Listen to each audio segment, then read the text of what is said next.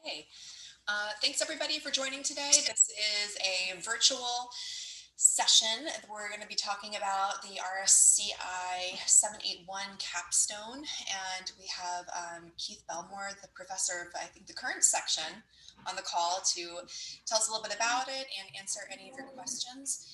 Those of you who are new to Zoom, which is probably not too many of you at this point, you can chat him any of your questions, and you can also unmute and ask questions along the way. So I'll be recording and sharing this with you all afterwards. So Professor Belmore, thanks for joining us and take it away. All right.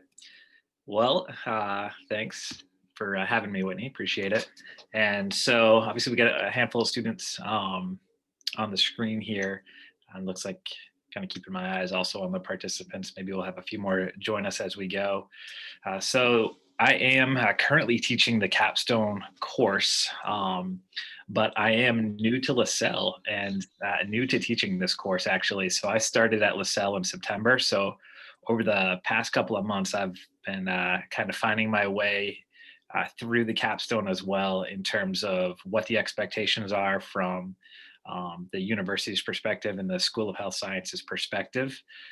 And I think over the last couple of months, myself, along with Dean Haverty, have continued to kind of bring into focus what we hope the Capstone course will mean to students in terms of a culminating experience in their respective graduate programs.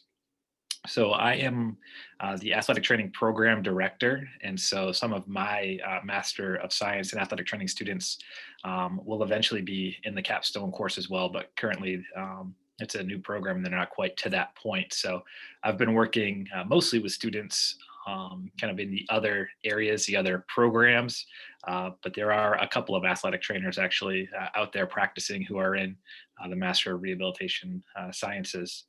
So hopefully you guys have a few questions, and that'll really be what guides us in terms of things that I can answer or talk about. But I guess briefly, what I'll say about the Capstone is it is a bit different, perhaps, than what you might expect or be used to based on an undergraduate experience. So that was one of the things that quickly came into focus for myself this year. We had a handful of students that actually had come through LaSalle for their undergraduate education and had completed a capstone over essentially the entire senior year. Whereas the capstone here at the graduate level is a semester long. So if anyone was kind of in that boat or had participated in a senior research project over the course of an entire year, you know, the expectation is really not for you to do that same type of research project because there just isn't enough time to do that, to get through the proposal process, get through an IRB process, move through data collection, analyze your data, write a paper. So there just isn't really enough time. So you know what the focus of the what the capstone has become is writing a cat paper, a critically appraised topic. And so over the last couple of semesters, there was a slow shift to that. Some students, you know, even up a year ago, we're doing some other kind of applied research projects or maybe putting together a professional presentation, and kind of just slowly over time, it's really boiled down to students writing a CAT paper. And this semester, I believe I have 9 students in there, and all of them are writing a critically appraised topic paper on an area of their choosing. So certainly some type of clinical focus that they have. And a majority of them, almost all, not quite all, but a majority of them actually had shaped their topic area in their previous research methods class in the quantitative qualitative 780, I believe is the number, course. And working with Carlos a bit, who was an instructor for that class, kind of continued to refine that a little bit. So students have kind of found to have a little bit of a leg up in terms of identifying important evidence, articles that they hope to bring in and utilize as evidence in answering their clinical question as they develop their CAT paper. So that's kind of been like the focus. And again, where I would say one of the major kind of areas of confusion was around what type of project our students would be expected to do. Because again, actually, when I first got started in September, I had about 2 or 3 phone calls and Zoom sessions with some students who right away were a bit confused, who came into it feeling a bit overwhelmed that they weren't just, they understood that there was no way they were going to be able to do everything that they had done in previously as a LaSalle student in a year-long capstone, kind of under the guidance of a research mentor.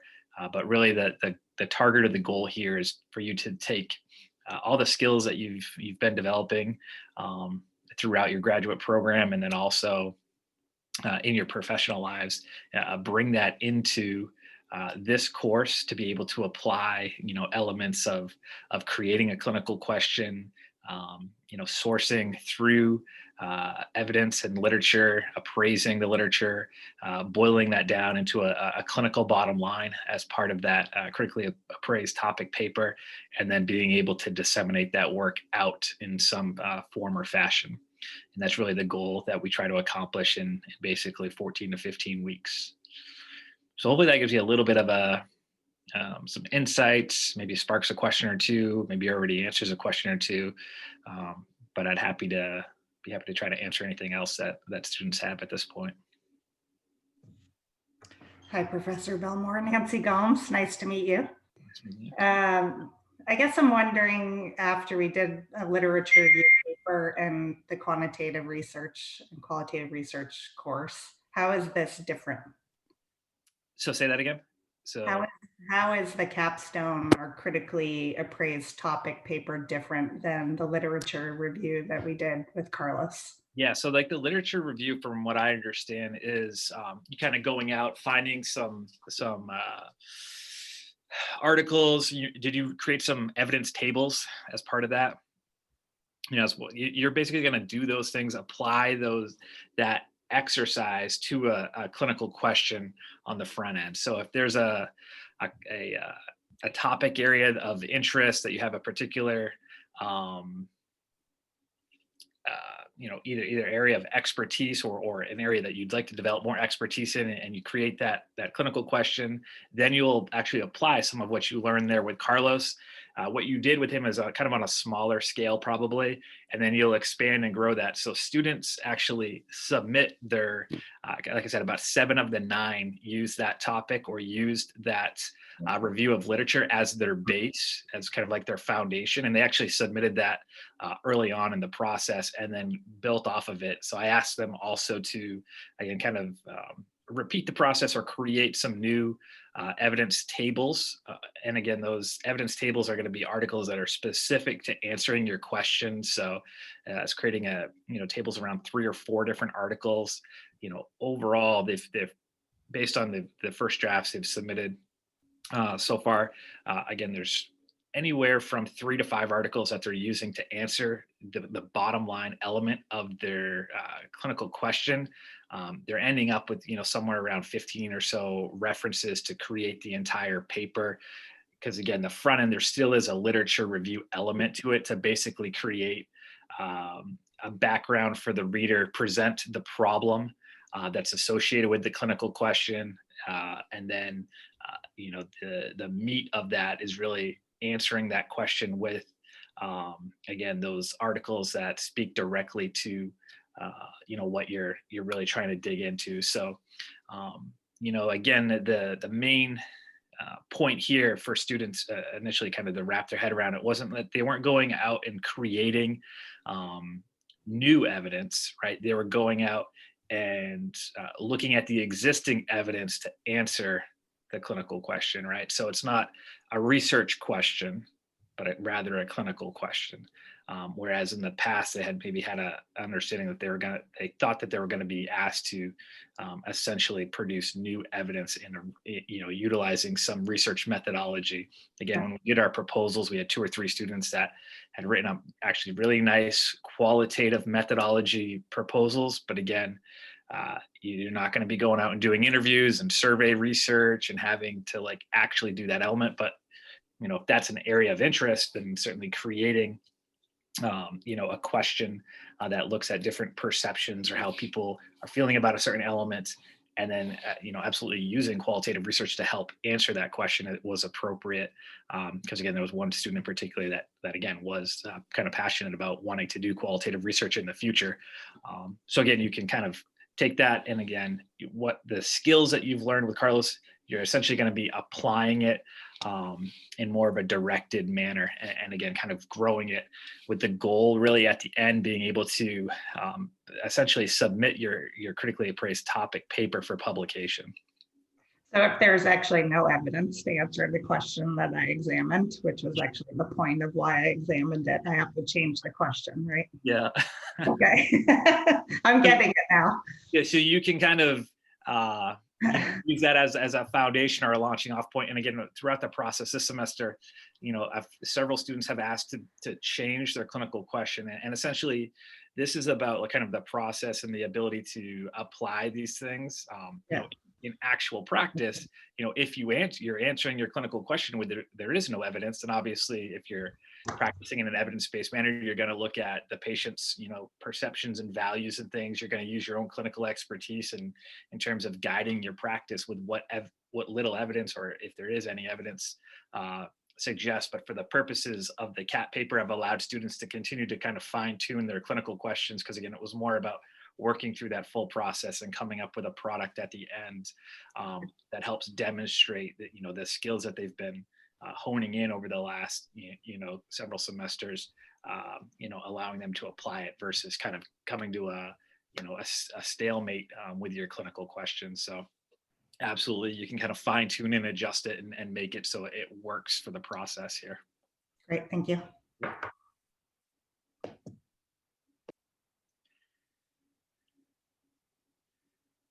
Other questions? I'll say this too. Also, it is a asynchronous, online class. Like probably like the vast majority, if not all of them, have been like that. So we, in the course, have developed a series of deliverables throughout the process. So there's 5 different discussion threads that happen, 5 different reflection posts that happen, that ask you at different periods to kind of just reflect on your own process, help you engage with the other peers in the cohort, in the class, in terms of what things have gone well for them, what types of barriers have they encountered, what types of strategies are they using to manage all of the articles that they're sifting through. There's a couple, like I said, other assignments along the way, like creating the evidence tables that then have become really helpful, I think, for the students, at least in their last reflection, noted how it was really helpful when they were writing their first draft to then compare and see things side by side. So again, it's not like all of a sudden, we basically say, all right, here you go, here's the goal, and in 15 weeks turn this in, but kind of created, again, different steps along the way so you can continue to make progress and continue to kind of work together or utilize each other to support yourself in the kind of the writing process.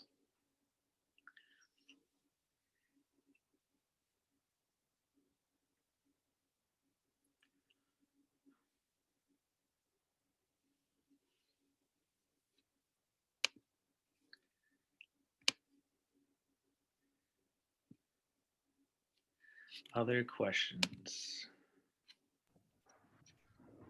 Okay, not to monopolize, but has anyone actually been published? So I don't know. It's a great question. Because like I said, I just got started. Okay. I was asked to teach that class, and I had a lot of questions at the beginning. It was some of the materials that I inherited.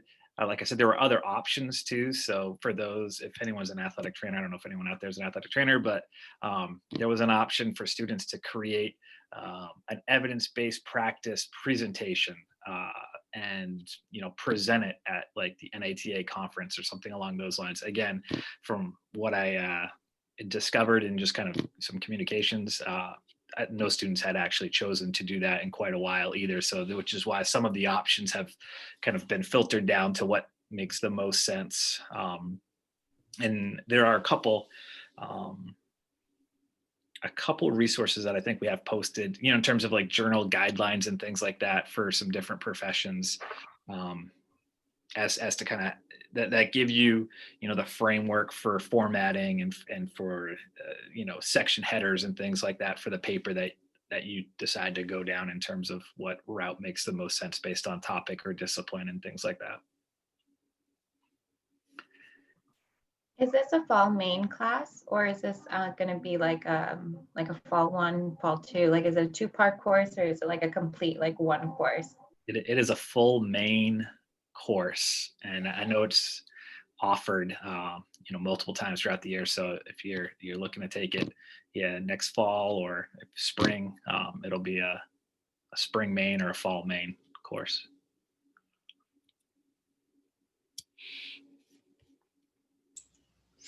I was also just going to add, not so much publishing, but we're always looking for students to submit their final papers for our archives at the university. So if you know, feel like it was a paper that you'd like for us to be able to share with future students, then please, you know, pass that along to your faculty or to myself or your advisor directly at the end, and we'd love to put it in our archives.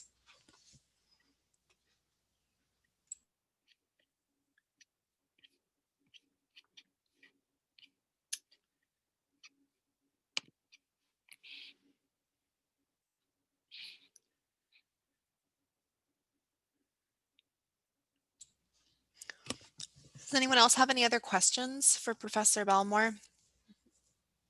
Nothing is too small. I guess I'll kind of add, you know, one or two more things just to kind of help you from a planning standpoint. We do ask students to try to identify a research or writing mentor.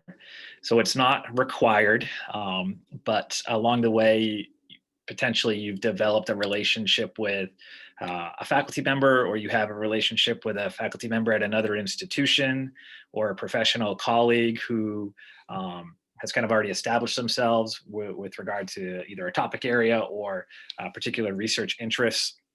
Really, the mentor there, it's you know, somebody who will be somebody that's a content expert, or somebody that you can reach out to for some additional support throughout the process. You know, kind of my role, you know, this semester has been more of a facilitator with the students, you know, continuing to help them move, you know, to completion of the different deliverables along the way, you know, providing some resources to help guide them. But I'm not an expert in nutrition, for example. And so we have a couple people that are doing some nutrition-based papers. You know, a few of the people who are athletic trainers that are doing something around like an ACL rehab or a functional movement screen, or some other areas that I have experience with. I can kind of, from a content standpoint, help and speak to that a little bit more. But kind of depending on what you're leaning towards or thinking about, it's definitely helpful to have you know, somebody who's you know, can serve in a bit of a mentorship role there. Again, I don't ask you to do anything real formal with that. You don't have to like create any type of agreement. They don't have to sign off on anything. Again, it's really helping you just kind of create or start to create a bit of a network that might help you through this process as well, especially if it's someone with some of that content expertise that can really help you on the either crafting the clinical question, what types of articles to dive into, what types of resources would be helpful for you. So again, that was another area that I had a few questions early on about.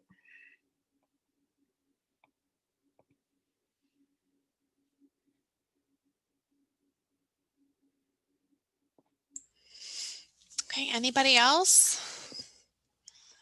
I put into the chat box, you'll find that we do have a graduate programs page on the ILSL. It's just a list of some more information about the CAT and the class itself. So feel free to go there. Also, let's see, I could add, Keith, do you mind if I put your email address in there if they want to reach out to you with any more questions? That's totally cool. I think it's just K Belmore, isn't it? You got it, K Belmore. Okay, that's an easy one. Yep. And anybody, you know, feel free to reach out to me, Professor Belmore, your advisor, if you have any additional questions. Spring's open now for registration, so you can get in there now. And if you're in class with Carlos right now too, So Carlos and I and Dean Haverty met, I think, 2 weeks ago to continue this dialogue and conversation. So again, feel free to talk to Carlos as well too about, we kind of talked a little bit about, how he's structuring his course to, again, prepare students to be successful in this. So again, you got both of us as resources there for sure, as well.